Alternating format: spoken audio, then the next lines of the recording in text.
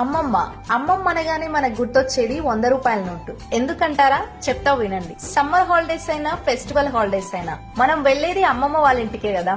అమ్మమ్మ చేసి పెట్టే పిండి వంటలు, ఆవకాయ, స్వీట్స్, అబ్బో రాయల్ ట్రీట్మెంట్ ఉంటది అసలు. ఇవన్నీ కాకుండా అమ్మమ్మ వాళ్ళ ఇంటికి వెళ్ళడానికి మెయిన్ రీజన్ ఒకటి ఉంటది. మనం ఇంటికి తిరిగి వచ్చేటప్పుడు అమ్మమ్మ మనకిచ్చే 100 రూపాయల నోటు ఉంటది చూడు, అది చాలా స్పెషల్. అమ్మ అంటది అమ్మమ్మతో, చిన్న పిల్లోడికి ఇన్ని డబ్బులు ఎందుకు వద్దు అంటుంటే, నువ్వు ఊరుకోవే, నా మనవడికి నా మనవరాలకి నేను ఇస్తున్నాను, నీకెందుకు చెప్పు అని అంటూ ఉండేది అమ్మమ్మ. ఆ 100 రూపాయల్ని నువ్వు పోగొడతావరా, నాకు ఇచ్చే, నేను దాచిపెడతా అని అమ్మ ఎన్నిసార్లు అడిగినా మనం ఇచ్చేవాళ్ళం కాదు.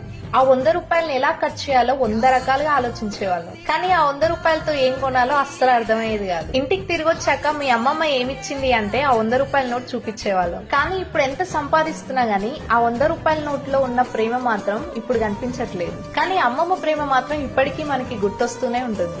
ఎంత సంపాదించినా, ఎంత ఖర్చు పెట్టినా అమ్మమ్మ ఇచ్చిన 100 రూపాయల్లో ఉన్న కిక్కు మాత్రం అస్సలు రాదు.